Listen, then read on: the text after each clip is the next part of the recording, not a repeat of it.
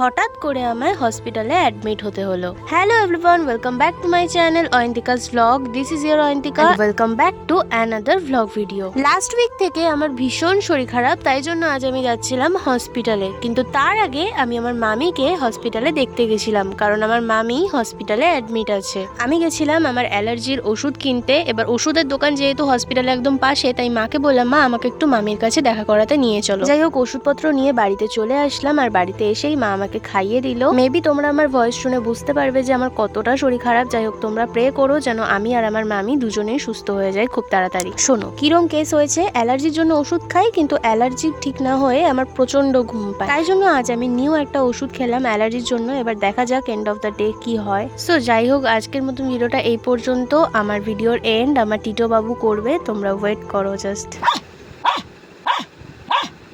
Tata tata.